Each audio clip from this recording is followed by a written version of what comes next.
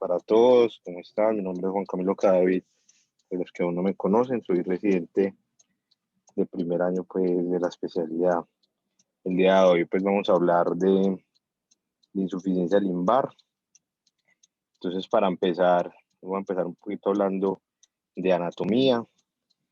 Sabemos que la superficie ocular tiene múltiples funciones, entre ellas es una función muy importante, la función de barrera, que evita como tal que compromisos externos se introduzcan como tal a la superficie ocular.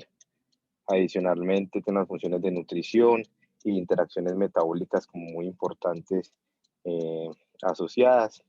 Está compuesta tanto la córnea como la conjuntiva y el limbo. Y el limbo es esa zona de transición que no tiene unos bordes claramente definidos dependiendo de su definición desde la parte anatómica, desde la parte funcional, desde la parte anatomopatológica, pues va a diferir entre sus límites. Eh, este limbo uno lo podría definir, digamos, que es el final de esa membrana de Bowman y de Descemet y el inicio como tal de ese colágeno escleral, y como tal tiene múltiples funciones, entre ellas son células madres que van a producir como tal el epitelio corneal y adicionalmente evitar que las células conjuntivales y los vasos sanguíneos invadan como tal la superficie corneal para poder mantener esa transparencia corneal y tener su función como tal de lente.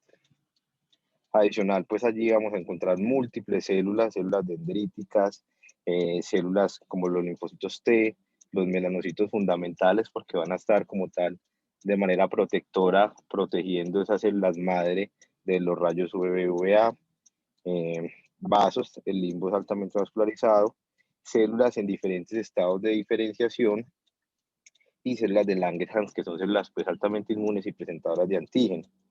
Cuando miramos esta grafiquita acá, que ponemos al lado derecho, vemos como tal un esquema del ojo y ellos nos amplifican este pedacito que llamamos limbo, en donde tenemos fibroblastos, las células limbares como tal el nicho, que ahorita veremos imágenes como tal que vemos en la biomicroscopía, y cómo esas células limbares descansan sobre una membrana basal y a su vez tienen diferentes tipos de reproducción. Un tipo de división simétrica, en donde una célula produce otra célula de igual forma a la célula madre, y un tipo de división asimétrica, en donde produce unas células que son amplificadoras tempranas, que llaman ITAC, o unas células amplificadoras que posteriormente van a llevar y van a ir a cubrir ese epitelio corneal. Acá realmente entonces estas células madre descansan en un nicho. Ese nicho, digamos que es una estructura subepitelial de forma radiada, en donde lo vamos a ver en la biomicroscopía como las empalizadas de Vogt. Esto, como dijimos, es hiperpigmentado por la melanina que produce los melanocitos, fundamental porque le va a permitir a tener una fotoprotección a todos esos rayos UVB y UVA, y tiene aproximadamente 1 milímetro de extensión. Como dijimos, son células en estado de no diferenciación, que dependiendo del estímulo, de algunos estímulos bioquímicos y de señalización, va a llevar a que de células iguales o células no diferenciadas y diferenciadas. Van a haber diferentes tipos de señalización que va a llevar a esos estímulos, y como ya mencioné varias veces, tienen una función ahí de protección, por eso es hiperpigmentado este nicho. Como tal, allí se producen diferentes enzimas, es un tejido que es altamente metabólico y se producen enzimas importantes para el metabolismo propiamente de este tejido, pero realmente no es muy claro la función metabólica de estas células. Acá pues se producen citocromos oxidasas, sodio potasio ATPasas, anhidrasa carbónica, que todos van a tener como la función y mantener como la función del nicho. Adicional, pues ahorita miraremos en la inmunohistoquímica más de esto, pero digamos que cada vez se aíslan marcadores importantes de las células, citoqueratinas, factores de conexión como el GAP, que nos permite diferenciar una célula de otra y que nos va a ayudar mucho como tal posteriormente en algunas ayudas diagnósticas. Siguiendo acá, como tal, para la parte anatómica, entonces digamos que ya mencioné algo de la producción simétrica y asimétrica de las células madre del limbo. Dije que las simétricas realmente son dos células madres idénticas o dos hijas idénticas indiferenciadas. Y lo asimétrico ya acá, como está muy bien en este grafiquito, son unas amplificadoras tempranas que se dividen ya después en unas amplificadoras tradicionales y posteriormente empiezan a llenar desde la parte más periférica el epitelio eh, corneal. Y eso va a llevar a una migración realmente eh, en unos diferentes ejes para que crezca el epitelio corneal. ¿Qué pasa? Normalmente esto se produce en un crecimiento basal, o sea, la córnea va teniendo un crecimiento y el limbo como tal va teniendo una producción de células de forma basal ante un estímulo como alguna lesión o algún compromiso como tal del epitelio corneal, lleva a que se aumente esta, estas células de amplificación y pueda producir pues más células. Acá pues algo de este nicho es un ambiente propiamente, un ambiente de la parte anatómico y metabólico que el mismo pues tiene como regulación. Como mencioné, es altamente vascularizado por toda la producción que esto requiere de ATP y estimulado por diferentes factores de transcripción de las células madre que va a llevar a que produzcan diferentes proteínas, como por ejemplo las proteínas ácidas y ricas en cisteína, que permite que hayan como mayor adhesión entre estas células madre del nicho del limbo.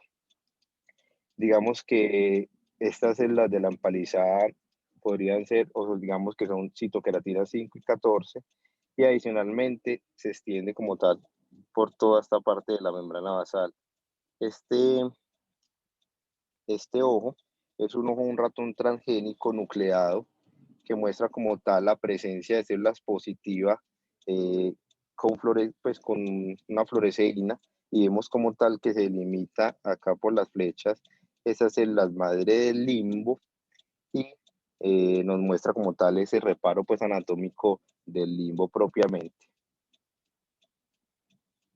Y finalmente ya genera el epitelio corneal, que es un epitelio que es escamoso, estratificado, no queratinizado, el cual mide aproximadamente 50 micras y tiene 7 capas. Las células más basales son células cuboidales que tienen unos uniones tipo gap y adheridas como tal a la membrana basal, y digamos que las demás más externas van cogiendo como una estructura más alada, y finalmente las más superficiales que son más aplanadas. Toda esta parte pues tiene alta, digamos, conexión como vemos acá con las uniones gap, y si miramos el crecimiento de esto, digamos que se han descrito o está la hipótesis de las líneas en pues, o el eje X, el eje Y y el eje Z. Normalmente esto se produce por proliferación y migración. ¿Qué es lo que pasa? Que están acá las células basales, supongamos acá en este eje X, tiene que haber una migración centrípeta que viene siendo como nos está mostrando el eje Y, y finalmente hay un desprendimiento hacia el eje Z, que es cuando empieza ese crecimiento hacia afuera. Hablando ya propiamente de la insuficiencia limbar, digamos que la insuficiencia limbar se caracteriza por esa pérdida de células madre del nicho, en donde da como resultado una incapacidad para la reparación y la renovación de ese epitelio corneal, que lleva finalmente un ciclo de defecto epitelial, de pérdida de barrera y conjuntivalización, es decir, invade el epitelio conjuntival, la superficie corneal, y a su vez un proceso de neovascularización que llega a una cicatrización corneal y a una inflamación crónica de la superficie ocular. Cualquier patología propiamente que cause disrupción del nicho, que altere como tal las células madres, nos puede llevar a una insuficiencia limbar. Y finalmente, estos pacientes tienen pérdida de la claridad de la córnea, pérdida potencial de visión, dolor crónico. Es una causa importante que el paciente posterior, pues, que va a ser llevado a una queratoplastia, pues falle como tal ese procedimiento. En la parte de epidemiología, la prevalencia e incidencia a nivel mundial pues no está claramente establecida. Para la para el Reino Unido, se sugiere que hay aproximadamente 240 casos nuevos por año y digamos que por lejos las quemaduras químicas es la principal causa de insuficiencia lumbar de origen unilateral, con reportes de aproximadamente 84% de esta patología. Obviamente el factor de riesgo más importante para que un paciente con quemadura haga este tipo de patología es que tenga una isquemia lumbar que supere más del 50% de la superficie de ese limbo. Y cuando miramos las causas más importantes de insuficiencia lumbar de origen bilateral, el síndrome de Steven-Johnson y la NET, pues va a ser como la principal causa, con incidencias de aproximadamente 0.6 por cada 100.000 personas al año. La etiología propiamente de esta enfermedad la podemos dividir en causas genéticas, en causas adquiridas y en causas idiopáticas. Las causas genéticas, entonces tenemos acá algunas muy importantes como la aniridia, la anomalía de Peters, en donde hay como tal mutaciones del PAC6 que lleva pues a este tipo de patologías, el síndrome de ectrodactilia displásica ectodérmica con hendidura, el síndrome de queratitis, ictiosis y sordera, xerodermia pigmentoso, la queratitis autosómica dominante, el síndrome de Turner, la disqueratosis congénita y la epidermolisis bulosa. Ya como tal en la parte adquirida, digamos que está el origen inflamatorio y el origen infeccioso. Cuando miramos la parte inflamatoria, tenemos acá todas las enfermedades pues, autoinflamatorias, digamos como el síndrome de Steven-Johnson, el pemphigoides cicatricial ocular, la enfermedad de injerto contra huésped, la queratoconjuntivitis vernal y la queratopatía bulosa. Y en la parte bacteriana, pues realmente se habla de que cualquier tipo de infección de la superficie corneal podría llevar a que los pacientes hagan como tal insuficiencia lumbar. Desde la parte bacteriana podría ser más asociada de pronto a tracomas, desde la parte viral más asociado a herpes y también se ha descrito como la parte micótica. Y en adquirida, pues uno las podría dividir en pacientes con patología traumática y en otras patologías. En la patología traumática, la quemadura, que ya mencionamos que es la principal causa a nivel mundial de compromiso unilateral, la radiación y la quimioterapia, el cloruro de benzalconio, que digamos que es un conservante que se podría encontrar en los medicamentos de glaucoma y que está relacionado como tal con insuficiencia lumbar, el inadecuado uso de lentes de contacto, muy relacionado con que los lentes podrían llevar a hipoxia, irritación ocular, con destrucción mecánica como tal del limbo y podría contribuir a que aparezca la insuficiencia lumbar. Y cirugías pues lumbares previas. En otras adquiridas están los tumores lumbares, el pterigion, la queratopatía neurotrófica y algunos también medicamentos que podrían inducir esto, por ejemplo, mitomicina C, 5FU, o quimioterapia sistémica, inclusive alguna inmunoterapia que ya se está usando como más frecuente en algunos tumores, podría estar relacionado con este tipo de patología. En la fisiopatología de la enfermedad, entonces mencionamos que hay una pérdida como tal estructural y funcional de las células madre del limbo. Típicamente pues hay una pérdida como tal en ese mecanismo de reparación y renovación del epitelio corneal que lleva a que se pierda como tal esa barrera o esa barrera que evita que se vascularice la superficie corneal y finalmente lleve a neovascularización de la córnea con juntivilización de la superficie corneal. ¿Qué pasa? Obviamente cuando llega a estados muy avanzados se pierde la transparencia de la córnea y podrían llegar esos pacientes a cegueras funcionales por pérdida pues como tal de la transparencia de este tejido. En la parte de la clínica de la insuficiencia lumbar, digamos que la sintomatología es muy variada. Los pacientes podrían tener episodios recurrentes de dolor secundario como tal a la ruptura del epitelio corneal, una inyección conjuntival crónica, disminución de la agudeza visual dependiendo del estadio en que se encuentre.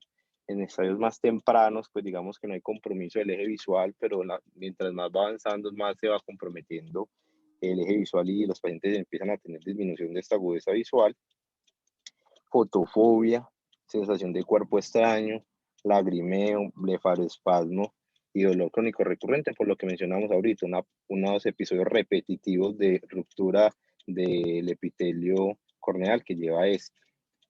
Y digamos que como vemos acá, es una clínica y una sintomatología pues muy amplia, nada pues muy específico que uno lleve pues de entrada a tenerla ahí como muy en cuenta.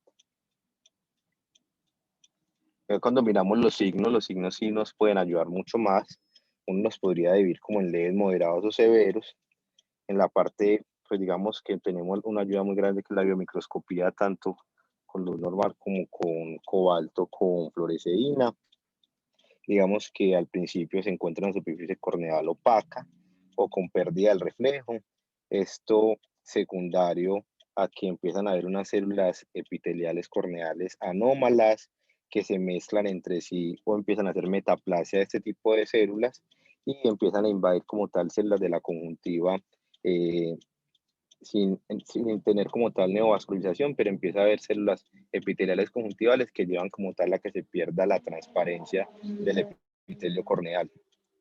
La tinción, digamos que empezamos a ver un espectro de tinciones desde una queratopatía punteada hasta ya que se vea una línea visible de demarcación entre el área cubierta por células epiteliales versus las células conjuntivales, como vemos en esta fotico acá, que se ve como un área de demarcación.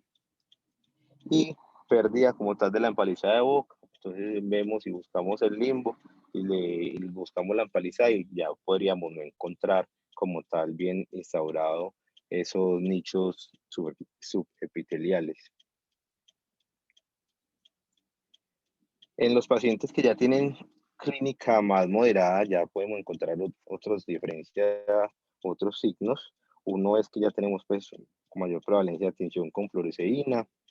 Otra cosa importante es que empieza a haber un compromiso, una lámina confluente que se extiende como en patrón de espiral desde la parte del limbo hacia el centro de la córnea y lo describen como una epitelopatía en espiral, en donde vemos cómo va, pues acá con la tinción de fluoresceína vemos cómo va desde la parte más periférica y se va volviendo como una espiral, inclusive hasta comprometer el eje visual, y ahí es donde los pacientes empiezan a tener como tal disminución de la agudeza visual.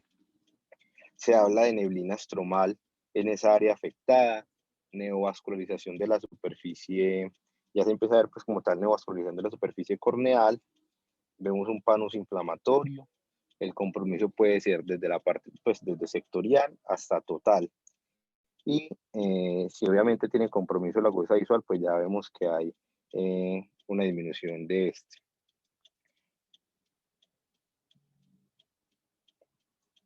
Y ya en los signos más severos, digamos que a medida que usted va perdiendo como tal esas células madre, va a haber más defectos epiteliales, van a ser unos epitelios, unos defectos que pueden ser recurrentes o pueden ser persistentes. Y la persistencia de estos defectos o la recurrencia de estos pueden llevar a que los pacientes hagan melting corneal o digamos que en estados más avanzados pueden hacer hasta perforaciones. Todo defecto epitelial tiene el riesgo de que se sobreinfecte. Entonces, riesgo de ser asociado a una queratitis infecciosa. Y ya vemos como tal, no una neovascularización superficial, como se podría ver en los estadios más moderados, sino que ya empezamos a ver una neovascularización más profunda y opacidad como tal estromal que pueda llevar a una ceguera funcional. Acá pues vemos los pacientes que ya están neovascularizados casi que en 360 grados, con tinción, con defectos epiteliales que mencionan pues que es recurrente. Y ya finalmente estos pacientes en estadios muy avanzados pueden hacer cicatrización estromal, calcificaciones y eventualmente opacificación pues en estadios más avanzados como mencioné. Esta imagen es muy bacana porque nos muestra como o nos hace una correlación entre lo clínico que vemos en la biomicroscopía y con estudios imaginológicos como es la biomicroscopía confocal, que cada vez se está utilizando más y que nos sirve como tal, no solamente de diagnóstico, sino de seguimiento. Entonces acá vemos un ojo normal. Esta primera barra corresponde a las células del centro de la córnea.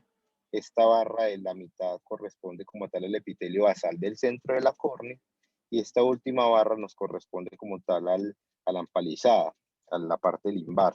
Entonces vemos como un ojo normal, pues con microscopía normal, sin ningún tipo de tensión.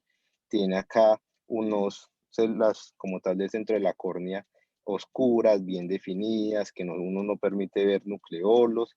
El epitelio como tal, la parte basal del centro de la córnea se ve bien definida, se ve acá todas las irradiaciones del plejo nervioso profundo, y vemos acá como tal en la empalizada o en el limbo, un limbo muy bien definido y fluorescente acá, muy bien definido. Ya cuando tenemos un estadio temprano de la enfermedad, como mencionamos ahorita, de los signos clínicos, se correlaciona con unas células que ya no tienen los bordes tan definidos. Acá se va perdiendo cada vez el plejo nervioso profundo, y cuando miramos la empalizada ya no está tan claramente definida como si la estábamos viendo en los pacientes con uno pues normal. En el cuadro pues ya moderado, estos pacientes empiezan a tener nucleolos, las células ya no se ven tan bien definidos, uno no logra ver acá en la parte basal los nervios pues bien definidos, y la empalizada está casi que totalmente perdida. Y ya en los estadios más severos de la enfermedad mencionan que en el confocal ya se ven como tal metaplasia celular, uno ya no ve población homogénea de células corneales y un daño total de la empalizada. Entonces, entre la parte diagnóstica, el diagnóstico, pues empezamos con la parte clínica, ya hablamos de los hallazgos que encontramos al examen físico, que nos hacen pensar y que nos hacen llevar pues a pensar en este tipo de patologías asociadas obviamente al factor de riesgo y al nexo causal. Estos pacientes obviamente, como habíamos mencionado antes, presentan la conjuntivalización, la vascularización superficial o profunda, las tensiones y los defectos epiteliales recurrentes o persistentes.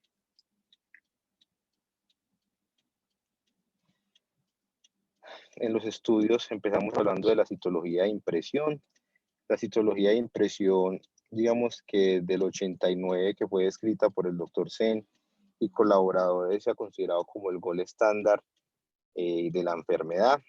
Es un procedimiento que es simple, que es mínimamente invasivo, y que el objetivo inicial era como detectar células caliciformes.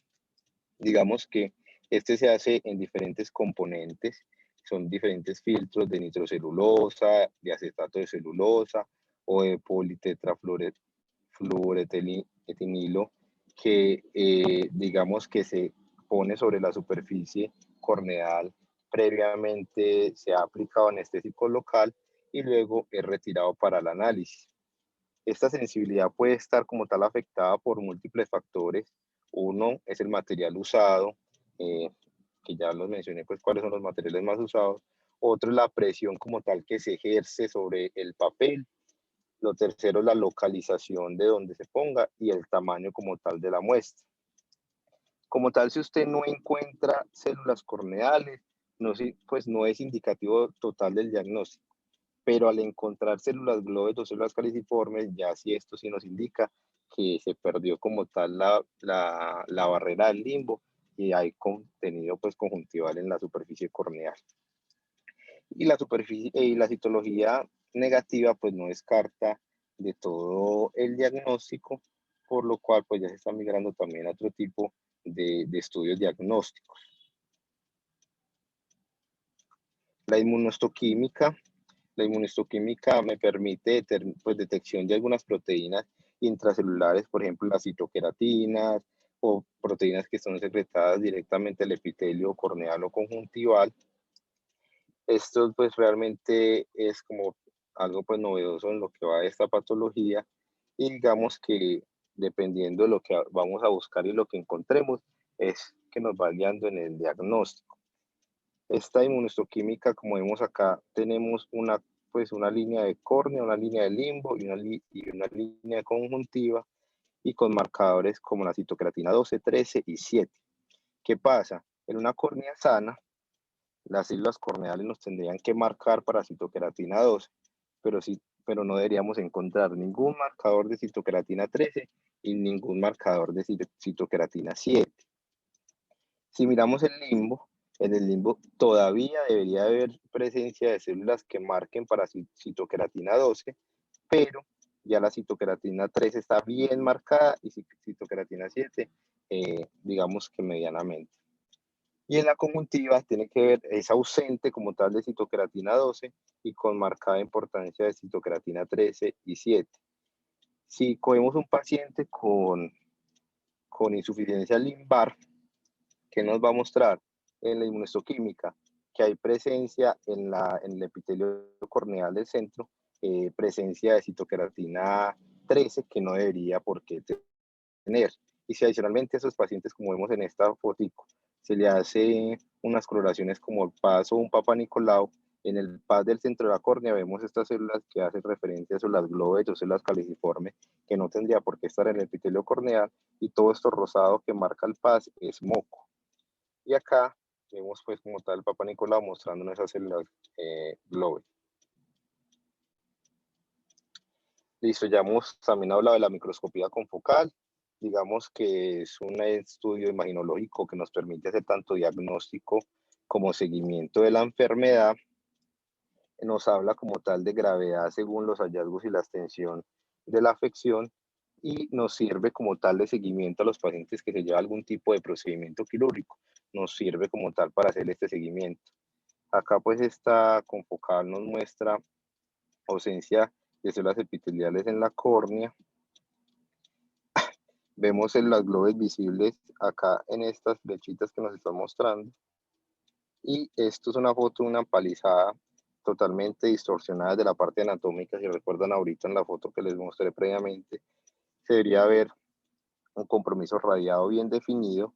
Y acá pues vemos una empalizada totalmente distorsionada. Otra estudio diagnóstico es la tomografía de coherencia óptica de segmento anterior. Es una imagen invasiva de la superficie, incluido el limbo.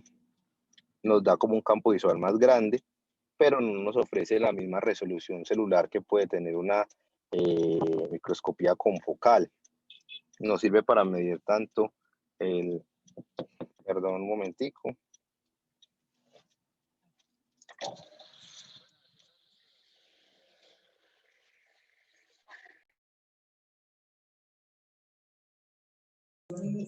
Mientras que Juan Camilo se va organizando, creo, voy a repetirles que él está en este momento por esas marchas está parqueado, realmente está haciendo un esfuerzo importante para hacer la conferencia, el cual valoramos obviamente.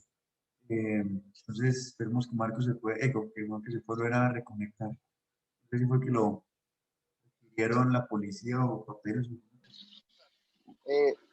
Les pido un momentico que me tengo que mover porque realmente no puedo quedarme acá ya más tiempo en el tránsito.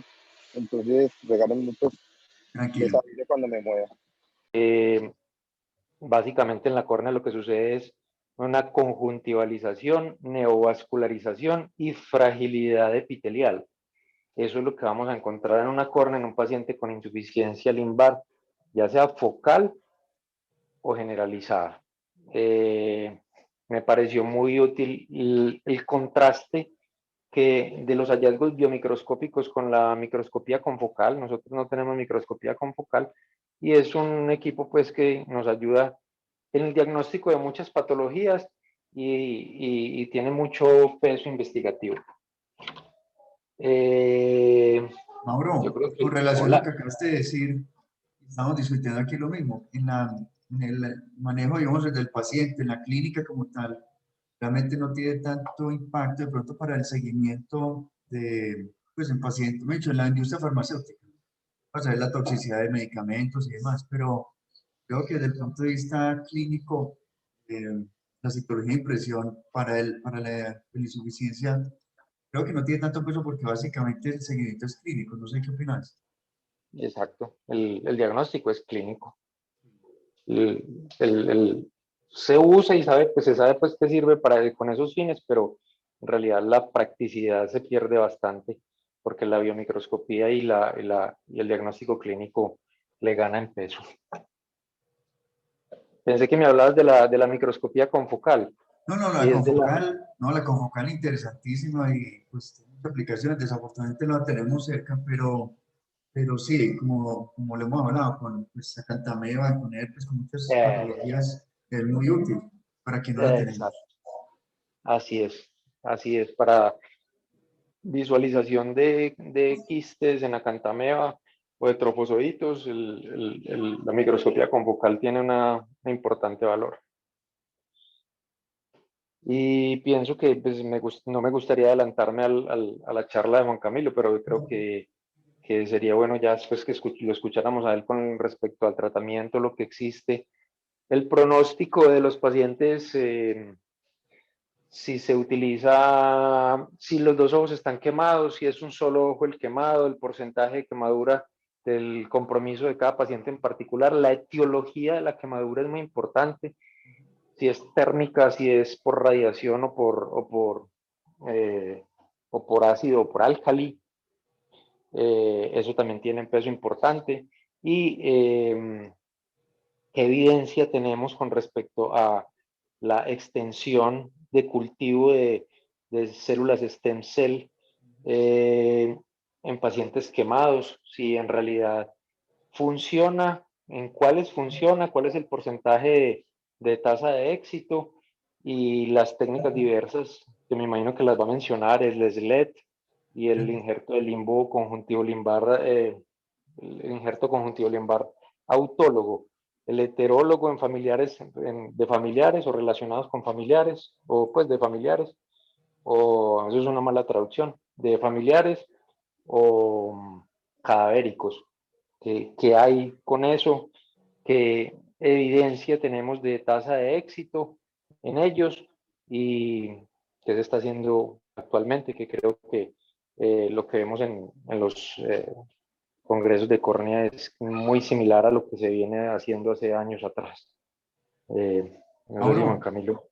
te voy Hola. a, te voy a- te voy a interrumpir es porque Juan, que se acaba de comunicar, como les decía, él está transmitiendo desde su carro en un bloqueo de estos que hay en las vías y Sí, desafortunadamente no puede seguir transmitiendo. Entonces, como este tema es tan importante, la idea es que el viernes, que tenemos el espacio de 9 a 7 a 9, nos reunamos y acabemos de concretar la conferencia para claro. dejar esto como en pausa, que creo que hay que resolverlo completamente.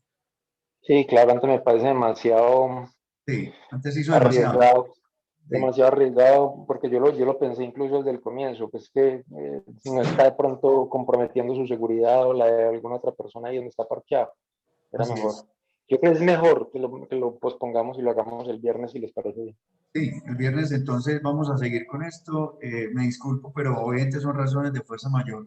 Y este tema es muy importante para que lo podamos desarrollar, que sigue la parte más, todo es interesante, pero esta parte un poquito más aplicable a todos los días. Y lo que ha hecho Juan, que ha sido muy bueno desde el punto de vista de desarrollo de la parte básica, como ya y al diagnóstico, vamos al manejo. Entonces, se disculpa pues que el viernes continúa mandando ese. Claro, entonces vamos a seguir el viernes. Así que un buen día para todos y la pues, mejor intención era hacerlo completo, pero también es bueno darle tiempo a las cosas y que nos desarrolle mejor la segunda parte. Tengan un buen día.